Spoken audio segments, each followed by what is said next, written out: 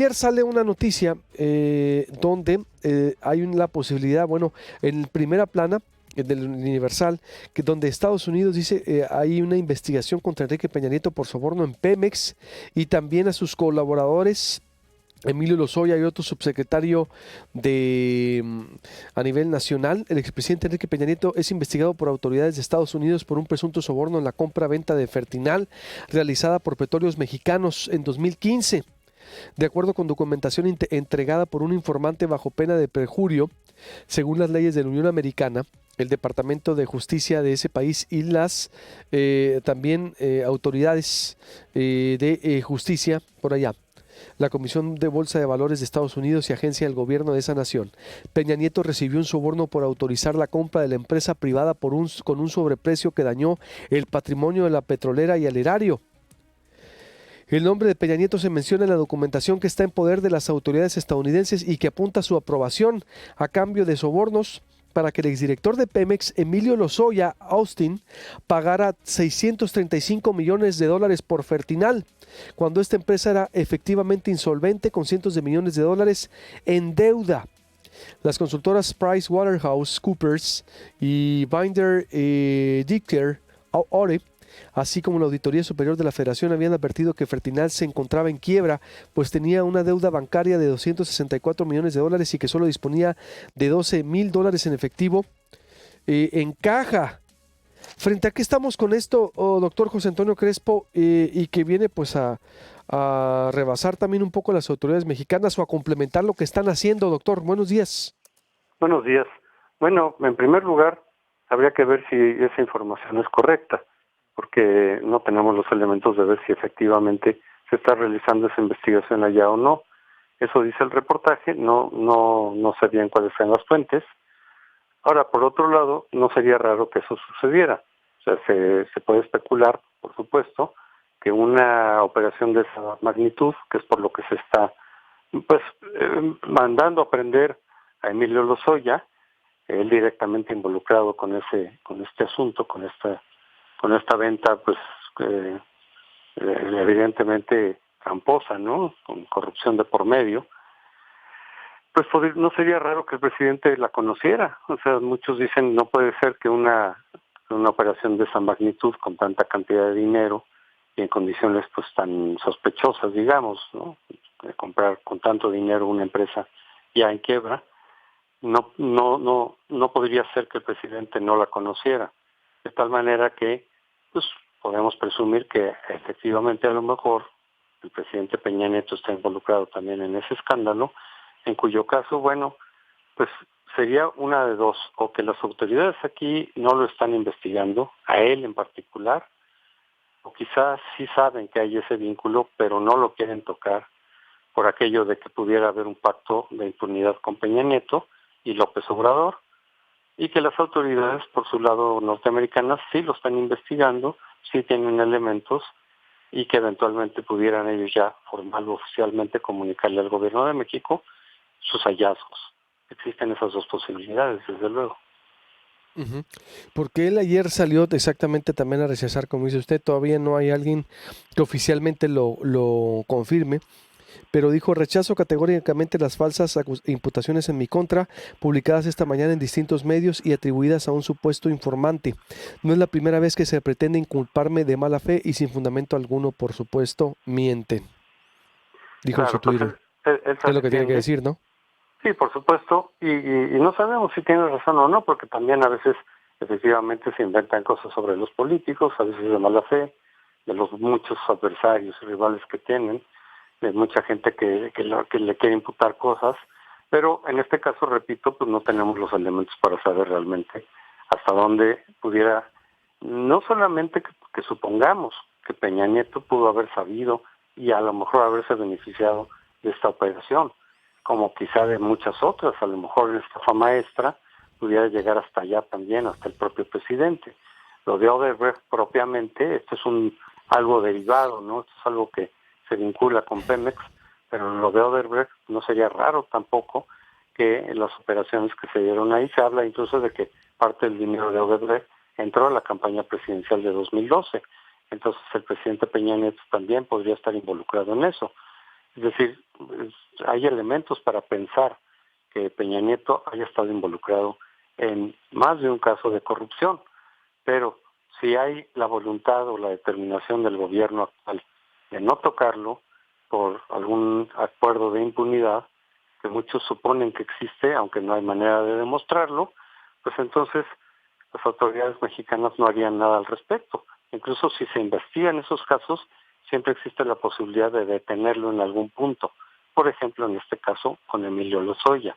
O en el caso de Odebrecht también, a lo mejor se detiene con Emilio Lozoya.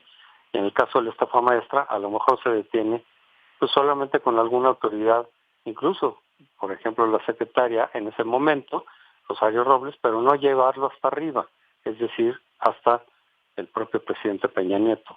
Eso puede ser una decisión política de las autoridades mexicanas. Ahora, si las autoridades norteamericanas, en efecto, algo que tampoco se puede descartar, porque sabemos ya de muchos casos en donde las autoridades norteamericanas se ponen a investigar a políticos mexicanos, a veces dicen, por ejemplo, de los Hank, decían, es que tenemos elementos para pensar que algunos miembros de la familia Hank están involucrados en drogas, etcétera, y ellos hacen sus investigaciones y cuando las tienen con cierta firmeza, se las comunican al gobierno mexicano.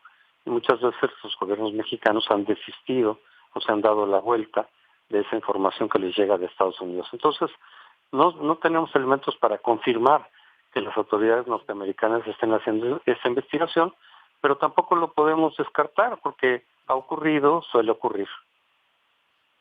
No, y que es Estados Unidos el que viene a corregirnos la plana, ¿no, doctor? Como siempre. Muchas veces sí. Es decir, vemos que aquí en México la trama no camina o el pacto de impunidad en cualquier nivel y ahora pues no sería la excepción. Veremos si orillan entonces al gobierno de Andrés Manuel López Obrador a hacer algo, ¿no? Esperaremos a que se confirme eso. Sí, si se confirma y tiene los elementos duros, y luego también depende de cómo se les comuniquen al gobierno, porque a veces simplemente se lo comunican de gobierno a gobierno, la opinión pública no se entera necesariamente de eso, y entonces no se genera esa presión tan fuerte. O si tienen todos los elementos y tienen los datos probatorios y se filtra o se da a conocer ya de manera clara a la opinión pública, entonces sí se genera una presión sobre el gobierno mexicano en sentido de decir, bueno, pues si ahí están todos esos elementos, si son los norteamericanos los que tienen que venir a decir, una vez más, de cosas que tendríamos que saber nosotros, ¿no? Que tendríamos que estar investigando, pues entonces se genera una especie de presión pública más fuerte sobre el gobierno de López Obrador, en este caso, para que haga algo al respecto. Veremos si eso sucede, si se confirma o no. Pues no sé, más adelante, a lo mejor están investigando, pero de ahí a que tengan ya, digamos, la conclusión, los elementos probatorios, etcétera, pues también hay cierta distancia. Puede que estén investigando, como dice la nota periodística, pero no se sabe con qué elementos, hasta dónde, cuándo concluiría esa investigación y cómo se la van a hacer conocer al gobierno mexicano en su momento. Muy bien. Doctor, le aprovecho de aquí que se confirme entonces, ¿cómo vio la revocación de mandato que el presidente la está proponiendo para marzo? Es decir, que saliéramos a votar si se queda él o no en el gobierno frente a la presidencia. Yo creo que sí, que la revocación de mandato debería ser para el cuarto año, en todo caso. Si se quiere que haya revocación de mandato, tendría que alejarse lo suficiente de la elección intermedia, sobre la base de que sí puede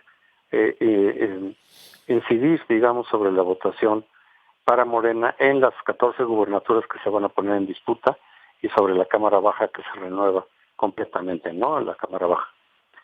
Gubernaturas va a haber en el 2021. Sí. Sí, porque se han ido juntando, digamos, las gubernaturas que se compasan, digamos, con la elección federal, con la elección de la Cámara Baja, la renovación. Entonces yo creo que si se quiere y se insiste en que haya revocación de mandato, que de todas maneras, repito, en todo caso tendría que ser válida para el próximo sexenio. Para este sexenio se nombró al presidente López Obrador por 6 años. Y si se quiere cambiar la Constitución en ese sentido, tendría que ser valedera para el próximo gobierno. Pero si se quieren saltar ese formalismo, como evidentemente se lo quieren saltar, para que beneficie a López Obrador, Entonces tendría que ser, yo creo que en el cuarto año. Es de todas maneras un momento en el cual se puede decir, ya hacemos la evaluación del gobierno y si queremos que continúe y que termine su sexenio por los otros 2 años que faltan, pues entonces ahí se ratifica. Para que no interfiera en ningún momento con la elección intermedia y que, porque se asume que evidentemente en la revocación de mandato el presidente se pone a hacer campaña formalmente. Campaña está haciendo todos los días, de todas formas, pero formalmente lo hace y sí puede incidir desde luego esa campaña y ese ánimo sobre la elección del 2021. Pues no estaría mal, exactamente como dice usted, que primero se aplique, ¿no? Yo creo que sería muy sano y que se bajara a los demás estados también una revocación de mandato, ¿no? Sería bueno que se aplicara. Pero lo riesgoso es, dice, si se hace en marzo, va a influir en la elección de las 14 gobernaturas. Ahí sí no le vería o no lo vería correcto. Sí, porque pues ya es un elemento de eventual ventaja. Ahora, es un albur también para el propio presidente, depende de cómo esté la popularidad.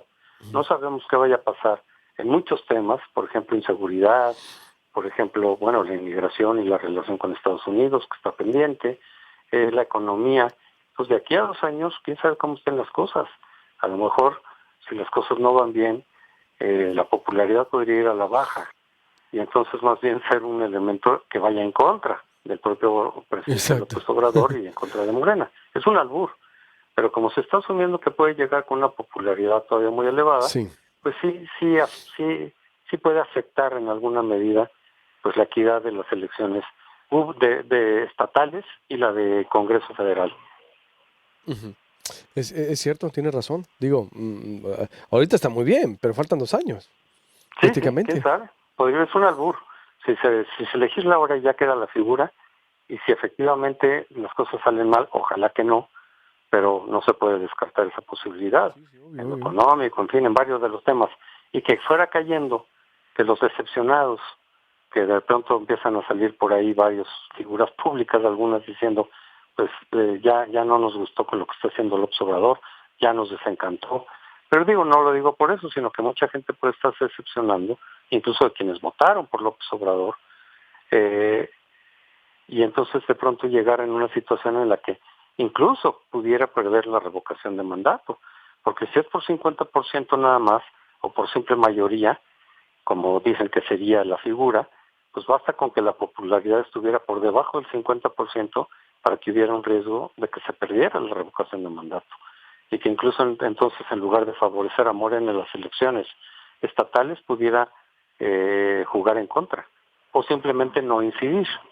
Pero si se pone la revocación de mandato y ya la popularidad está más baja, por abajo del 50%, pudiera resultar contraproducente para el propio López Obrador.